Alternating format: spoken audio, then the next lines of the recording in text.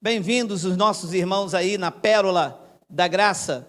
O tema desta Pérola da Graça, coloca lá em cima, Miguel, é o seguinte: matando os crentes em nome de Deus. Vou repetir o tema desta pérola: matando os crentes em nome de Deus. Grande parte dos crentes estão mortos, sem vida, sem ânimo, sem nenhuma perspectiva de vida. E quem os matou, matou em nome de Deus. Muitas das pessoas que pregam o Evangelho deveriam estar na cadeia, porque eles usam a Bíblia como uma arma letal. O traficante usa fuzil para assaltar e matar, mas ele está declarado com uma arma de guerra. Aquela arma está na mão dele, e quando você é abordado, você sabe, ele vai te roubar, e alguns até matam. Mas ele já vem com esta finalidade. Alguns homens, e não são todos, eles usam esta arma para ferir, atacar, roubar e matar os crentes. Fizeram isto comigo. Eu fui saqueado, eu fui roubado através deste livro. Usaram este livro para tomar o meu dinheiro. Me torturaram, me colocaram, expuseram ao ridículo, porque é o que se fazem quando você não dá dinheiro. Eles colocam o teu nome num quadro. Eu não sei se vocês já passaram por esse tipo de exposição ao ridículo. Colocam o nome no quadro dizendo: este é quem não deu dízimo. E dizem que você não pode então cear. Para ser consagrado, você tem que ter cartão de dizimista, tem que ser ofertante nesses lugares. Eu não sei se vocês passaram por isso. Então, isto é usado através de quê? Qual é o argumento que se usa para expor às pessoas o ridículo? Este livro. E o traficante de drogas? Usa um fuzil. Agora, se formos fazer um paralelo entre o traficante usando um fuzil para roubar e um pregador usando a Bíblia para tomar o dinheiro, quem é o pior? Quem está usando a Bíblia? Porque a finalidade da Bíblia não é isto. Você reunir um grupo de pessoas e procurar um versículo aqui porque a irmã cortou o cabelo, e eu procurar um versículo aqui para puni-la. Mas a finalidade, quando foi escrito, não foi essa. Até porque não tem nenhuma passagem na Bíblia que proíbe cortar cabelo. Mas tem lugares que proíbem. Por quê? Porque tem um estatuto interno, tem uma autodefesa para eles fazerem o que quiserem. Quando eu era evangélico, eu até aceitava isto. Mas hoje eu sou cristão. Eu não estou preso e amarrado a um estatuto da igreja. Eu estou preso ao que o Espírito Santo revelou na sua graça divina para a minha vida. É isto que me libertou. A verdade que me libertou não é da religião. A verdade que me libertou é a verdade do Cristo ressuscitado. Então olha o que diz esta passagem aqui. Olha só, eles não gostam de mim e eles me atacam na internet dizendo o seguinte: ele quer usar os argumentos da Bíblia. Não, eu estou usando um argumento que desmonta o argumento da religião. Porque olha o que está escrito: o qual nos habilitou para sermos ministros da antiga aliança. Não, espera aqui. Nós estamos habilitados para ser ministro do novo pacto, ou da velha aliança do velho pacto? Então, vamos entender uma coisa aqui. Eu tiro uma carteira de motorista. O Detran aprova. eu estou habilitado para dirigir, ou caminhão, ou moto, ou carro, enfim, vamos dizer categoria D. Isto me permite pilotar um avião? Não estou habilitado para isto. Eu estou habilitado para andar em território nacional nas categorias a qual eu fui aprovado. Ora, nós que vivemos da cruz para cá, o evento pós-cruz, nós estamos habilitados para pregar a lei de Moisés ou a graça de Cristo? Aqui diz que é a graça. Ora, se eu então prego a vocês a lei, não falo em nome de Deus, eu não estou habilitado por Ele. Deus me habilitou para ser ministro da nova. Ministros quer dizer que todos nós somos ministros da nova aliança. Não existe esse negócio de alguém separado e passar um óleo e consagrou, porque grita muito, porque fez teologia. Não! Diz que neste pacto, na nova aliança, Ele, o dono da igreja, nos quer dizer quantos? Mais de um ou um só? Mais de um. Então diz que Ele nos habilitou para sermos ministros de uma nova aliança. Não da letra. Que letra era esta? A lei de Moisés. Mas do Espírito. Por quê? Por quê? Porque a lei de Moisés mata e o Espírito da graça vivifica. Quando é que um pastor, um pregador, mata os crentes em nome de Deus? Quando ele usa a lei, quando ele usa a letra, quando ele usa a lei de Moisés e traz para dentro da comunidade, ele está matando os crentes, porque a letra mata. Quando é que ele traz vida? Quando ele traz a nova aliança, quando ele traz a palavra do Espírito. E os crentes estão imperceptivelmente mortos, espiritualmente falando, sem vida, sem perspectiva, sustentando um bando de pessoas que deveriam pegar numa enxada, plantar empim, batata doce, fazer horta, acordar cedo, trem cheio para ir trabalhar. Ficam aí em cima, usurpando do sacrifício dos crentes, matando-os com uma falsa mensagem. Porque olha o que diz o versículo de número 7. E se o ministério da morte, olha como que Paulo chamou a lei de Moisés, se o ministério da morte, gravado com letras em pedras. Qual foi a aliança que foi gravado com letras em pedras? Não foi a lei de Moisés? A Torá. Então olha como ele chama ministério da morte. Ora, o tema é propício. Se eu prego a lei de Moisés, eu estou matando os crentes. Em nome de quem? Em nome de Deus. Depois ele diz, gravado com letras em pedras, se revestiu de glória, a ponto de os filhos de Israel não poderem fitar a face de Moisés por causa da glória do seu rosto, ainda que desvanecente. Versículo 8, só para concluir. Como não será de maior glória o ministério do Espírito? Então, abençoados, todas as vezes, todas as vezes, em que qualquer um pregador nesta nação e fora dela, qualquer um,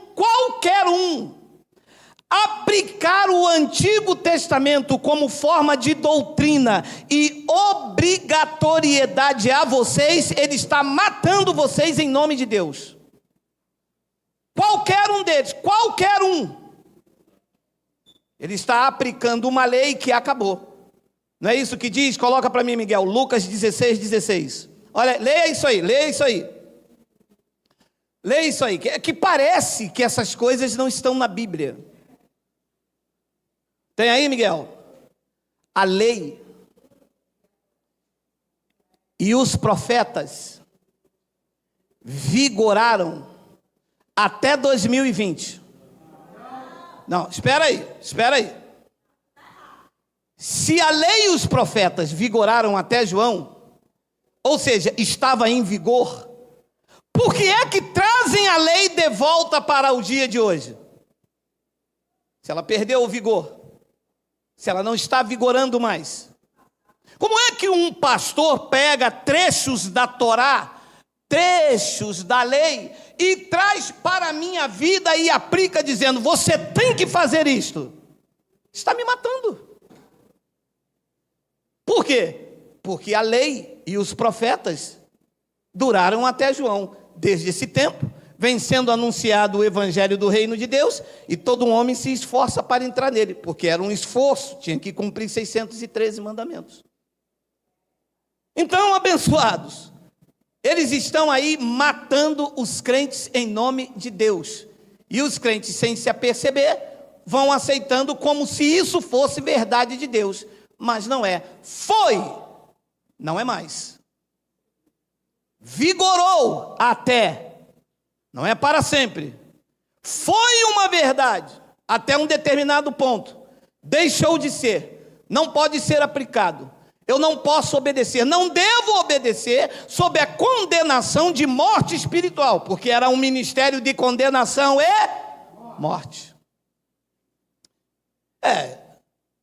O senhor pode me mostrar então uma das armas usada para me matar?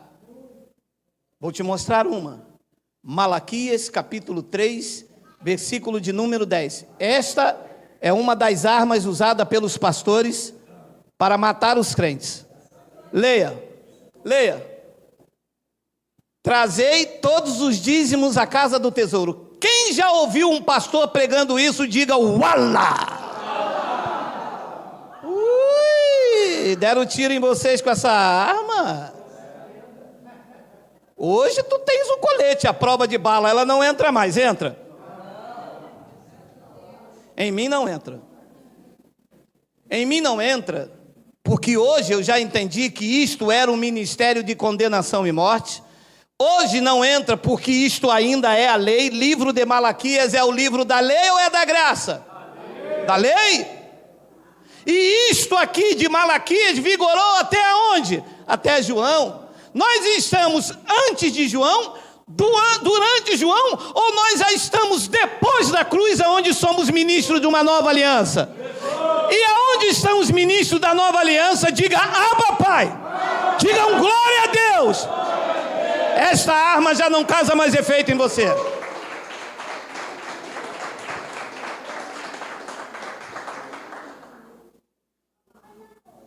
Isto é Velho Testamento.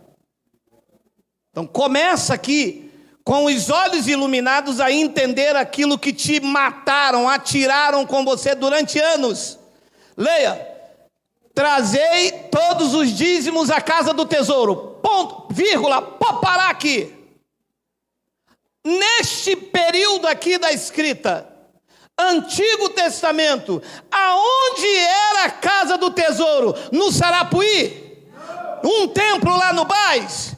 Outro lá no Acre, em Belém do Pará? Aonde era a casa do tesouro que o texto ali se refere? Não era o templo lá em Jerusalém? O templo em Jerusalém caiu ou está de pé? Então quando ele manda eu levar o dízimo, ele está me matando, porque isto foi uma verdade, não é mais.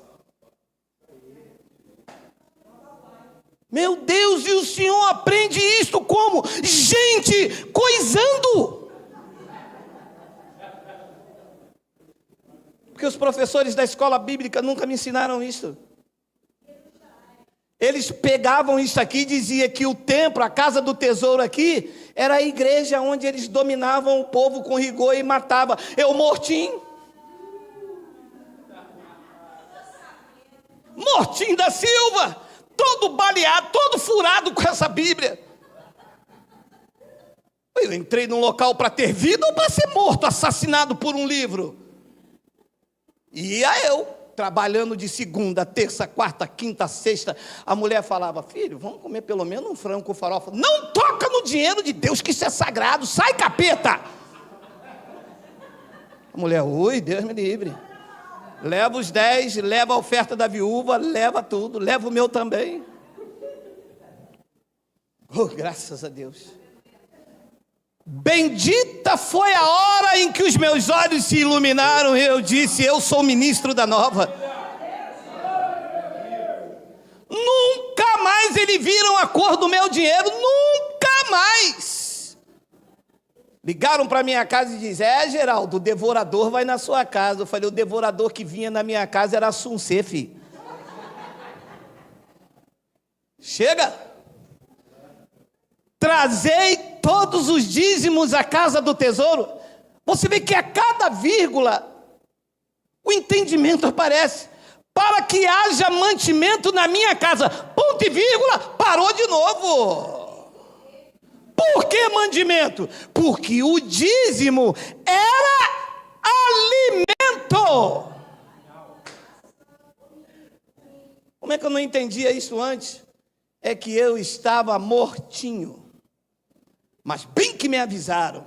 Falaram: Geraldo, se você entrar numa igreja evangélica, você vai morrer. E aconteceu comigo, morri. Dízimo era alimento. Foi por isso que em Mateus 23, Jesus disse aos fariseus e não aos cristãos da graça. Ele disse: vocês dão dízimo do endro, do cominho, da hortelã. Eles dizimavam isto. Semente para sustentar, grãos para sustentar os levitas que não podiam trabalhar e ministravam lá no templo. Mas esta era uma palavra para eles. Malaquias é o ministério de condenação e morte. Malaquias não é livro do evangelho da graça de Cristo. Da graça de Cristo, ele rasgou o escrito de dívida que era contrário a nós. Ele aboliu o pacto velho e colocou a lei dele na nossa mente, no nosso coração. Nós estamos livres, algemas partidas, nós pertencemos ao Senhor. O preço foi pago. Tetelestai, não resta mais nada a fazer. Vocês estão livres, dívida quitada. E me mataram. E paga isso, e paga aquilo. Eu tenho que pagar o meu voto, eu tenho que pagar isso, eu tenho que pagar aquilo. Mas ele já pagou, ele já quitou a dívida. Dívida foi quitada por ele.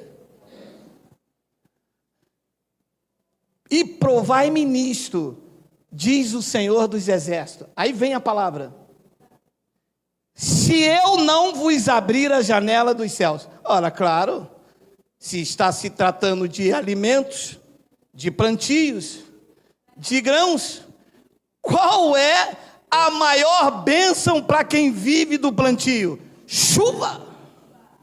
Ah, mas os pastores lindos, como eu estava morto, sentado aí, sem o direito de raciocinar, sem o direito de questionar, porque quando questionava, você sabe, né? Está passando na frente do pastor, está se levantando contra o anjo da igreja.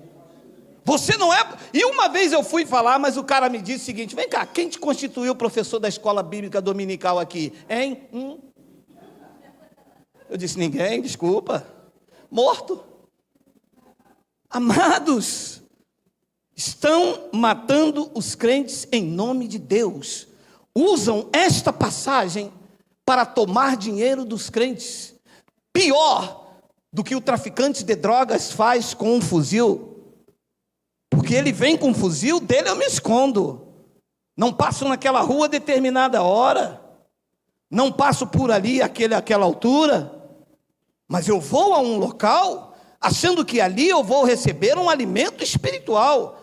Que aquele homem tem algo de Deus para os meus questionamentos, para as minhas debilidades emocionais. E o que eu recebo? Recebo coação, porque as pessoas fazem isso aí, coagidas, com medo. É ou não é? Comigo era. Porque, minha filha, eu tinha um medo do devorador ir na minha fome, que meu pai me ensinava: meu filho, para comer o que é nosso já basta a minha fome, ainda vem mais um devorador aqui, meu filho. Então, as pessoas são coagidas com essas mentiras, que foi uma verdade, não é mais. Porque isto durou até quando? Até João. Depois, no versículo de número 11, ele diz lá, olha o seguinte, olha lá. Por vossa causa, repreenderei o devorador. Pode parar, porque o tempo não dá mais, mas eu vou falar essa aí. Vocês sabem, né? Vocês sabem, né? Quem é esse devorador na igreja evangélica? O diabo, o demônio, o coisa preta, o coisa ruim, o campeta. E esse devorador vai aonde na igreja evangélica? Na casa do crente, na panela. Vai mesmo na panela? Brincadeira. Brincadeira. Tá, e aqui? Devorador aqui quer dizer quem? Na igreja evangélica quer dizer o campeta, o demônio, o coisa ruim, o coisa preta. Ó, coisa preta não, quem tá mandando eu falar isso aí? Olha lá, hein? Processo vocês, hein? Será que é ele, meu amado? E aqui nesse texto aqui, devorador quer dizer quem? Devorador, aqui, era um tipo de gafanhoto que devorava a plantação, a lavoura dos judeus. Como eles estavam numa possível desobediência, o devorador, com a permissão de Deus, estava consumindo a lavoura. Eles não tinham alimento e estava tendo carência de alimento no templo. Deus dizia: se vocês trouxer a 10ª parte da plantação de vocês, pasmem, isto não era todos os cultos, isto não era toda reunião, isto era uma vez por ano. Se vocês fizerem isso, eu repreendo o gafanhoto devorador. Havia vários tipos de gafanhoto. Lá no livro de Joel explica. Eu repreendo o gafanhoto devorador. Agora leia que você entende que é um devorador e que se trata de plantação. Para que não consuma 10ª parte do salário de vocês. Gente, como é que eu...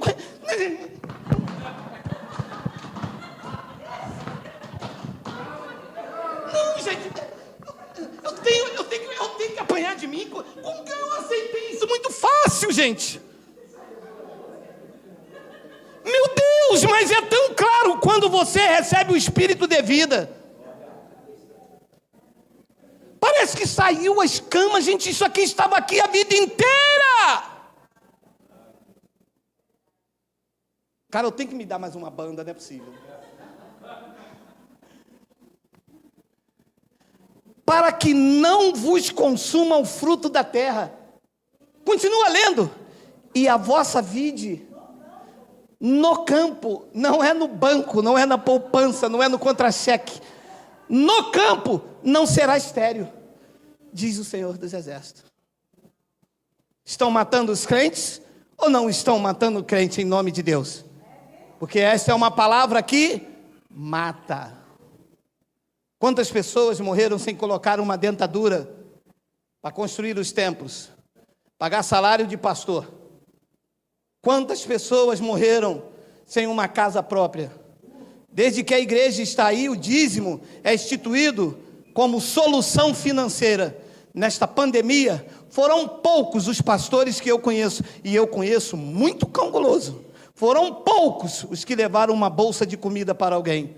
Eles querem, como sanguessuga, tirar. Quando você procura, você está com falta de fé, não fez a campanha ou está em desobediência. Só que a hora de vocês, deixa eu falar para vocês, a hora de vocês estão com dia e hora contado. Porque nós vamos levantar a nossa voz com a autoridade de Deus e dizer que vocês são piores que os traficantes que assaltam com fuzis. Porque vocês tomam dinheiro em nome de Deus, usando este livro, quando deveria cuidar, amenizar a dor, estender as mãos aos necessitados e dizer a elas: não temam, porque a graça de Cristo vos basta. Vocês recebem isso? Vamos dar um lindo aplauso ao Senhor.